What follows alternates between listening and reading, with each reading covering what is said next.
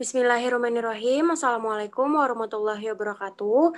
Kami dari kelompok 1 izin mempresentasikan materi tentang pengantar K3 atau keselamatan dan kesehatan kerja.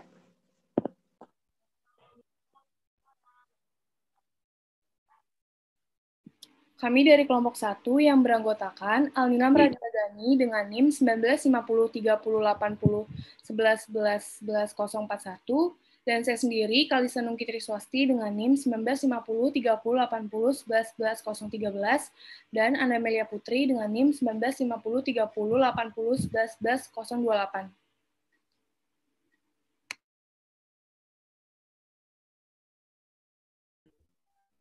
Baik, sebelumnya kami ucapkan terima kasih kepada Bapak Rektor Universitas Brawijaya, yaitu Profesor Dr. Insinyur Nofil Hanani, beserta jajarannya. Lalu terima kasih kepada Bapak Dekan FIA UB, Profesor Dr. Bambang Supriyono, MS, beserta jajarannya. Terima kasih juga kepada Ketua Jurusan Bisnis FIA UB, Bapak Raden Rustam Hidayat, Dr. MSI, dan juga tak lupa terima kasih pula kepada dosen pengampu mata kuliah K3L, Profesor Dr. Insinyur Komariatu Soliha, AMD HYP STM Keskipu ASNN, yang telah memberikan kesempatan kepada kelompok kami untuk memberikan presentasi akan pembelajaran yang telah disampaikan.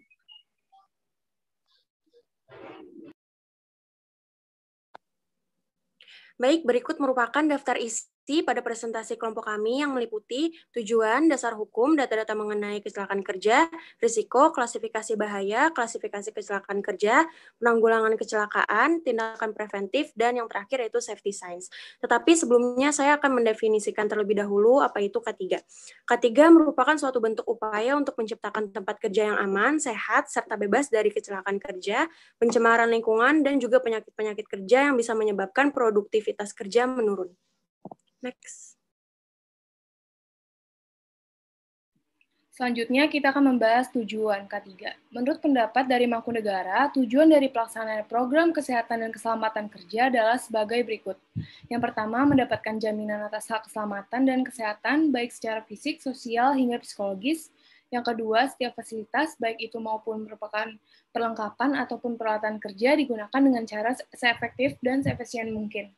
Yang terakhir, seluruh kegiatan produksi perlu diperhatikan keamanannya.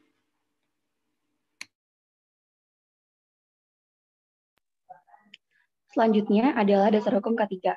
Setiap tenaga kerja berhak mendapatkan perlindungan atas keselamatan dalam melakukan pekerjaan untuk kesejahteraan hidup dan meningkatkan produksi serta produktivitas nasional. Melalui hal tersebut, perlu diadakan segala daya upaya untuk membina norma-norma tentang perlindungan kerja.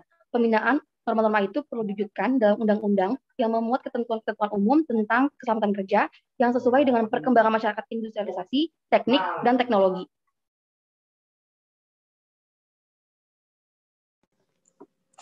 Baik, pada slide ini terdapat dua data. Data yang pertama merupakan data yang bersumber dari Badan Pusat Statistik Indonesia mengenai keluhan akan gangguan kesehatan yang terjadi di Indonesia.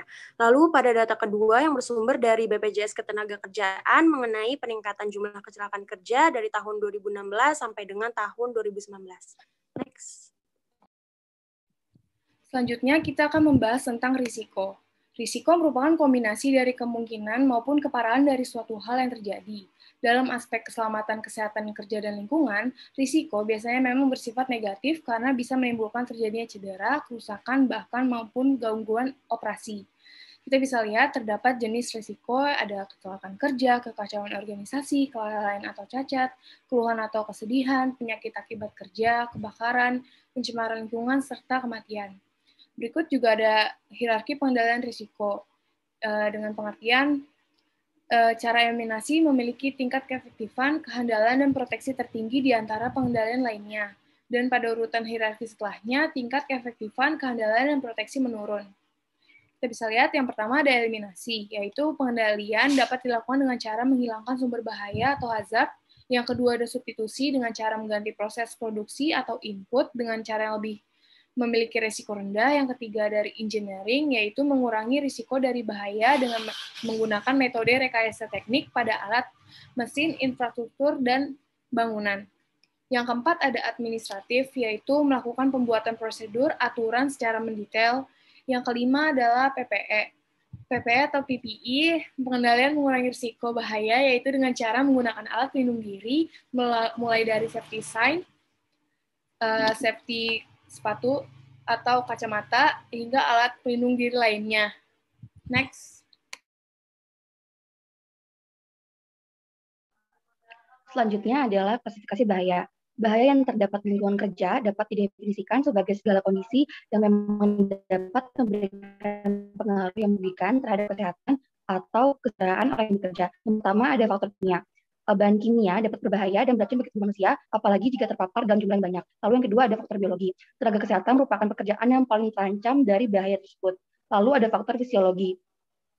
Beban kerja yang tak sesuai dengan kemampuan bekerja ataupun ketidakserasian antara manusia dan mesin adalah salah satu contohnya. Lalu ada faktor psikologi.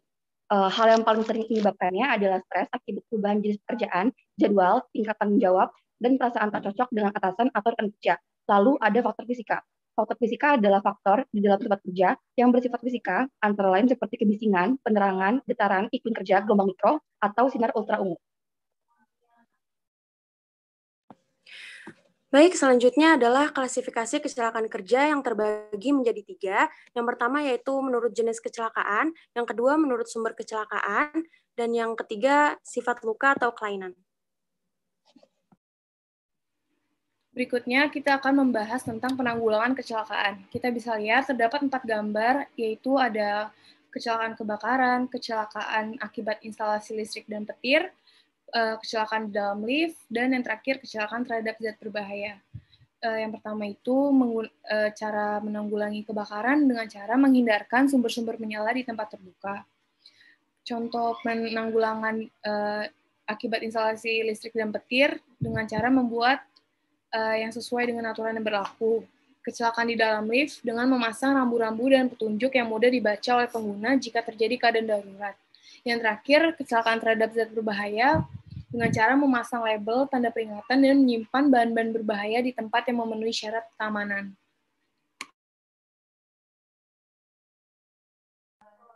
Selanjutnya adalah tindakan preventif. Yang pertama, menerapkan peraturan perundang-undangan dengan penuh disiplin. Yang kedua, menerapkan standarisasi kerja yang telah digunakan secara resmi. Yang ketiga adalah melakukan pengawasan dengan baik. Yang keempat adalah memasang tanda-tanda peringatan atau safety sign.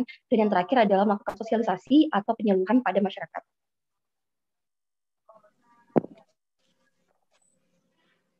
Lalu berikutnya adalah macam-macam safety signs atau rambu-rambu keselamatan yang berfungsi untuk membantu melindungi kesehatan dan keselamatan para pekerja atau pengunjung yang ada di lokasi tersebut.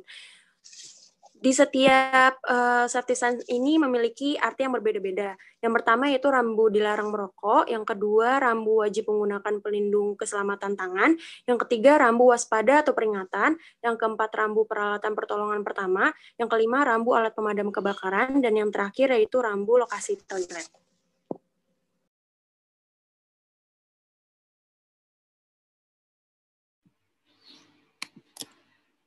Berikut ini merupakan referensi buku maupun jurnal yang kami pakai.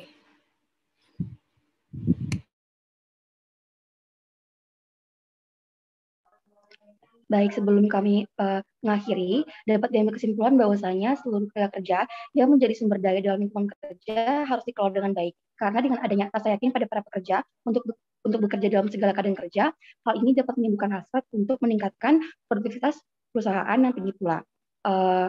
Sekian dari kelompok kami. Jangan lupa tetap patuhi protokol kesehatan dengan melakukan 3M. Terima kasih atas perhatiannya. Wassalamualaikum warahmatullahi wabarakatuh. Terima kasih teman-teman yang sudah bersedia hadir. Mungkin ada pertanyaan dari teman-teman. Dipersilakan.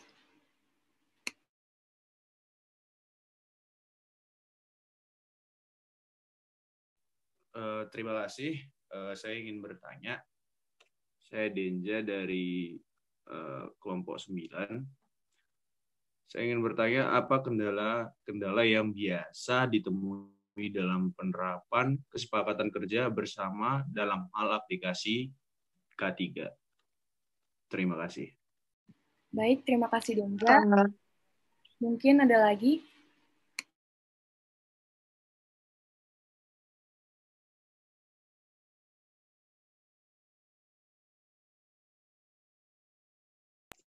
Izin bertanya. Baik, Saudara. Saya Salsabila Aisyah. Ingin bertanya kepada kelompok kalian.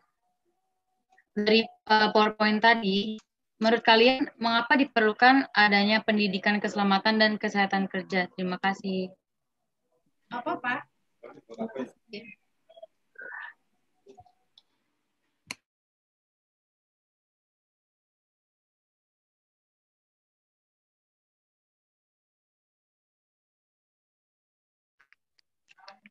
Baik, saya akan langsung menjawab tentang pertanyaan dari Saudara Denza yang berbunyi apa kendala-kendala yang biasa ditemui dalam penerapan kesempatan kerja bersama dalam hal aplikasi K3.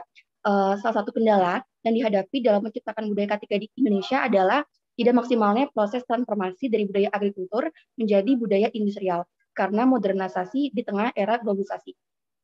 Kita dapat mengambil contoh dari mayoritas pekerja yang bekerja di pertambangan, yang mana sebelumnya merupakan orang-orang yang biasa bekerja di pertanian dengan budaya yang memakai tradisional agrikultur. Sementara ketika mereka bekerja di tambang, sang tenaga kerja harus bekerja dalam budaya industri pertambangan yang jauh berbeda dengan budaya yang mereka anut tersebut.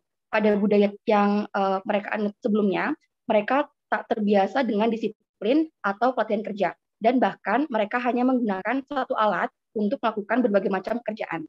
Sementara pada bidang industri, terdapat bermacam-macam alat untuk penggunaan yang berbeda pula, baik bahannya ataupun ukurannya. Apakah cukup jelas? Cukup jelas. Terima kasih. Sama-sama. Baik, saya akan menjawab pertanyaan dari Saudari Salsabila Aisyah. Mengapa diperlukan adanya pendidikan keselamatan dan kesehatan kerja? Berdasarkan data dari Biro Pelatihan Tenaga Kerja, penyebab kecelakaan yang pernah terjadi sampai saat ini adalah diakibatkan oleh perilaku yang tidak aman sebagai berikut. Yang pertama yaitu sembrono dan tidak hati-hati. Yang kedua, tidak mematuhi peraturan. Yang ketiga, tidak mengikuti standar prosedur kerja. Yang keempat, tidak memakai alat pelindung diri. Yang kelima, kondisi badan yang lemah. Dan presentasi penyebab kecelakaan kerja yaitu 3% dikarenakan sebab yang tidak bisa dihindarkan seperti bencana alam. Selain itu 24% dikarenakan lingkungan atau peralatan yang tidak memenuhi syarat dan 73% dikarenakan perilaku yang tidak aman. Sedangkan menurut H.W. Heinrich, 88% penyebab kecelakaan kerja yang sering ditemui adalah perilaku yang tidak aman, lalu disusul dengan 10% penyebab dari kondisi lingkungan yang tidak aman, atau kedua hal tersebut di atas terjadi secara bersamaan. Oleh karena itu, pelaksanaan diklat keselamatan dan kesehatan tenaga kerja dapat mencegah perilaku yang tidak aman dan memperbaiki kondisi lingkungan yang tidak aman. Pendidikan keselamatan dan kesehatan kerja juga berguna agar tenaga kerja memiliki pengetahuan dan kemampuan mencegah kecelakaan kerja, mengembangkan konsep dan kebiasaan pentingnya keselamatan dan kesehatan kerja, serta memahami ancaman bahaya yang ada di tempat kerja dan menggunakan langkah pencegahan kecelakaan kerja. Baik. Apakah ada feedback dari Saudari Salsabila? Saya rasa sudah cukup jelas dan lengkap. Terima kasih atas jawabannya, Saudara Nilam. Baik, terima kasih. Baik, karena sudah dirasa cukup atas presentasi pada kali ini, terima kasih atas teman-teman yang sudah berpartisipasi. Selamat malam.